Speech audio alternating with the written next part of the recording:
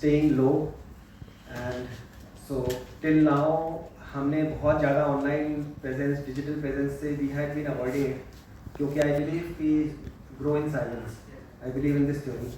सो हम साइलेंटली, मेरे को अभी इनफैक्ट से कई इन्वेस्टर्स ने बोला आप कहाँ छुपे थे, हमको दिखे कैसे नहीं आते. सो हम बहुत साइलेंटली ग्रो कर रहे थे. So I got compliments from few of my investors की 50-60% का CAGR कर रहे हैं भाई, तू कहाँ छुपा हुआ था. तो that is the reason of asking. yes, I got your question, ma'am. So since we were in B2B segment, बहुत ज़्यादा लाइमलाइट में आने से it at times become negative for us in the sense अभी तक हम शायद साइलेंटली ग्रो कर रहे थे, इसीलिए शायद यहाँ तक ग्रो कर पाए.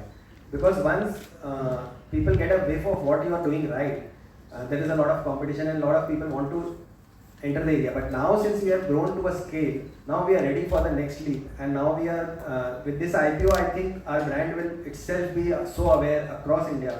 Already हमारे जैसे कल के आज के न्यूज़पेपर में हमारा ऐड आया था. सो ऑलरेडी सुबह से लेके मेरे पास नॉन स्टॉप फोन्स आ रहे हैं, मैसेजेस आ रहे हैं. सो जो लोग दिल्ली में, बॉम्बे में मुझे जानते हैं पर्सनल लेवल पे, सब वो मुझे अब एक नेशनल लेवल पे I am getting a recognition. So already there is a big brand scenario which is changing. I can see that, and obviously we are hiring people for that also, for brand creating brand awareness for Pushpa Builders. A new game which I have entered. So once I have now entered this game, I am not going to stop. Like, this is investor relations, and being present in the public space is now a new thing, and I am getting used to it starting today. So hopefully I'll do better and better. Mr. Tibrewal, you are competing with your own clients. Till now you are a B2B. Now you are getting into retail. No, not really. I'm not competing with any of my clients. So I'll tell you why and how. So I'm actually helping my clients create a space for this particular. So I'm making a particular kind of jewelry. So the size of the market is so immense, so huge. Lot of big players, they give very less.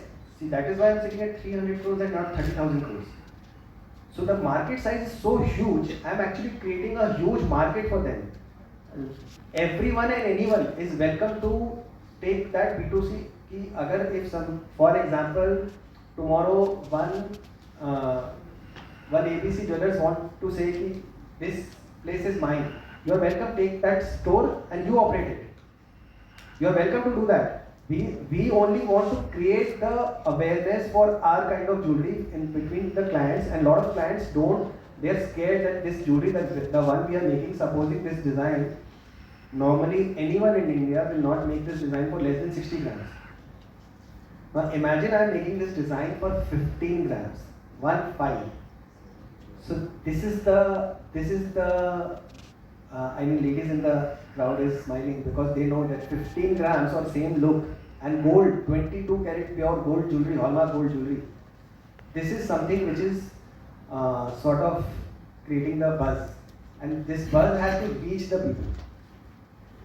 The social media, there are videos going around. They are showing customers coming.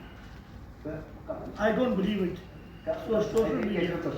On social media. So that is where and they are showing the design. No, definitely. So sir, that is where you should check the hallmarking, and there is a besides, if you see the hallmarking, if you expand the hallmarking nowadays, you can do it with your mobile. You take the picture and expand the hallmarking. It's a number. You can go online and check the number. Whether it is a real number. I mean, whether the hallmarking center and all the names and everything will pop up. So now you know that jewelry is authentic. And even on top of that, you can always go to good authentic jewelers. There are always, आजकल तो social media का ज़माना है. एक retailer है, आप जाओ online, उसके रिव्यूज़ अच्छे बुरे सब मिनटों में आ जाते हैं. So you can immediately get to understand your jewelry. So first, total of 26.25%. Out of that, 20% is OFS, promoters holding, and rest 80% is public. Okay, and what about your turnover in B2B segment? What is the percentage? It's 100%. It's B2C. So sir का भी answer हो जाता है. My 99 point some percentage is B2B only. And what is your total turnover in exports? You said 3%. Approximately. In the numbers? In the numbers, exact numbers. Okay, no issues. So also you mentioned about the small clients. You supporting small clients in setting up their businesses or something. Could you elaborate a little bit on that? How does it work? Are you talking about existing jewelers? Existing jewelers. Not new jewelers. You are also welcome. आप भी आना चाहे तो most welcome है. So new jewelers are most welcome. So होता क्या है जो मेरे साथ हुआ था 25 साल पहले. So recently I was invited to one of the newspapers में एक there was some kind of an interview. I was invited there and 20 to 12 dignitaries were there. Some of एक दो जिनका listed companies भी थी. So they were asking me question and suddenly for 1 hour 20 minutes the discussion was totally negative. अरे market बहुत competitive है, there is so much competition, this is happening, इतना बुरा हो रहा है, सब कुछ बुरा हो रहा है. And when my turn came, I only said one thing. 25 साल पहले जब मैं बिजनेस में घुसा था तब भी मुझे लोगों ने यही बोला कि बहुत बुरा चल रहा है, सब खराब है, ऐसा है वैसा है, और आज भी वैसे ही बोलते हैं. सो मैं तो उस समय भी नेगेटिव नहीं था, आज भी नेगेटिव नहीं हूँ. मेरे को लगता है कि आज भी नए लोगों को घुसना ही चाहिए, मार्केट में एंटर करना चाहिए. बहुत बड़ा मार्केट है इंडिया, तो 160-70 करोड़ होगा, मतलब एक्चुअल फिगर्स. तो इतनी बड़ी पॉपुलेशन है. There is a humongous aspirational population which is coming up. They want to buy jewellery, they don't know how to. So I have a theory, I am just sharing it with you. So I am very emotional about my business and my company because it's like my baby. I have made it from scratch. And एक middle class आदमी जब पहला अपना, मैं भी कभी वैसे ही शुरू किया हूँ, तो अपनी पहली अंगूठी या पहला डायमंड का एक रिंग या एक गोल्ड का रिंग खरीदता है तो वो बड़ा डर के वो हॉलमार्क चेक करता है. उसके बहुत एस्पिरेशन होते हैं, but he is scared to buy it. And I want to make it so easy for them, so affordable for them, not just easy. कि जब हम वो चीज़ 15 ग्राम में सेम लुक और सेम फील दे सकते हैं उसको, so why not have more and more people enter this luxury segment? And lot of people ask, बहुत सारे लोग बोलते हैं कि why luxury? So that is the existence. मैं बोलता हूँ हमारे सबका existence का रूट ही वही है. अदरवाइज तो हम एक नॉर्मल सी हाथ की सिलाई की हुई शर्ट पहन के और पैंट पहन के भी खुश हो सकते हैं. But that is our aspiration कि हम बोलते हैं हम चलो अब हम ब्रांडेड अफोर्ड कर सकते हैं, अब हम ब्रांडेड पहनते हैं, चलो स्कूटर से गाड़ी खरीद लेते हैं. तो जब पहला ज्वेलरी खरीदेगा नहीं तो वो और कमाने की या ग्रोथ करने की सोचेगा ही कहाँ. तो वो जरूरी है, he buys gold jewellery. It is necessity of the society that we let them buy jewellery and let them aspire to become rich, aspire to become something more than normal. Speaking about small business, what kind of support you give them? So we are planning to give them first. People don't even have basic ERP को use करने का sense. ERP is such a powerful tool. They don't know. They can use so much in that. उसके कितने सारे numbers हैं जिसको crunch करके study करके they can decide what to sell, what not to sell. They don't know that. Besides that, there are lot of small SaaS systems जो वो management नहीं कर पाते, जो HR build नहीं कर पाते. They don't know how to have an HR. अब वो छोटी कंपनी जिसकी 100 करोड़ की टर्नओवर है, आप विश्वास नहीं करेंगे, उनके पास HR नहीं है. बट वो 100 करोड़ की कंपनी है, उनके पास HR नहीं है क्योंकि वो उनको लगता है कि ये बहुत कॉस्ट है इससे. तो मैं उनको अगर ये गाइड कर सकता हूँ तो उनकी कंपनी भी 400-500 करोड़ की बन सकती है और हम तो ऑब्वियसली 10 टाइम्स ग्रो करेंगे. तो हमको ये दिख रहा है कि अगर मैं ऐसे और 50-100 लोगों को डेवलप करा सकता हूँ, they are ultimately my clients and उनको ग्रो करके हमको फायदा है, इंडस्ट्री ग्रो हो रहा है. As long as they are buying from us. Sir, you have talked about limited scalability due to handmade designs. So, are you working on as a technology-driven company? I'll tell you, limited scalability ये industry standard वो है, मतलब weakness. ये industry के standard weakness में बोला जाता है कि handmade jewelry है तो limited होगा. But we are proud to say we used to take in 2020 we used to take 45 to 50 days to manufacture one piece of jewelry. आज हम मतलब हमारे पास पूरा नंबर है उसका 10.1 डेज में, एवरेज 10.1 डेज में वन पीस ऑफ ज्वेलरी हमारी बनके रेडी हो जाती है. So we have cut down to 4.5 times and now we plan to cut down another 4.5 times. 2 दिन के अंदर में, 2.5 दिन के अंदर में ज्वेलरी बनके रेडी हो जानी चाहिए. So this is handmade jewellery भी everything which is handmade can be modelled on a industrial scale. तो हम उसको भी जितना हमारा ग्रोथ होता जा रहा है हम उसको इंडस्ट्रियल स्केल में ऐसे मॉडल कर रहे हैं कि एक काम तो वही है बट एक साथ 10 काम अगर एक साथ हो सकते हैं तो वो एक दिन में भी काम हो सकता है, पूछ सकते हैं. Similar to what the heavy objects or heavy strength जो होती है ज्वेलरी की वो ऑब्वियसली जो एक स्टडी बहुत हेवी ज्वेलरी होती है उससे थोड़ी कम होती है. बट देन आप उस देखिए अब एक ऐसी चीज़ है कि ये मोबाइल है. अब हम बोलते हैं कि इसका तो पहले वाले मोबाइल से इसका ग्लास अच्छा है बट गिरेगा तो टूटेगा तो दोनों ही. As simple as that. तो उसकी स्ट्रेंथ थोड़ी कम है बट क्या फर्क पड़ता है, उसको हैंडल तो उसको भी प्यार से करना पड़ेगा, इसको भी प्यार से करना पड़ेगा. इसकी तो जवाब ही है. Congratulations, Anup ji. Okay. Congratulations. I think so. Your study of CA has played a bigger role since. और मैं बोलता हूँ कि मैं सीए तो मेरे पापा के साथ में रहते रहते ही बन गया था. तो मेरे my father is a CA and lawyer. He is a CA LLB. तो रात दिन उनसे लॉ और सीए की बातें सुनते सुनते मैं तो बचपन से सीए और लॉयर बन चुका था. But as it is, you are a shrewd businessman. That acumen which is there.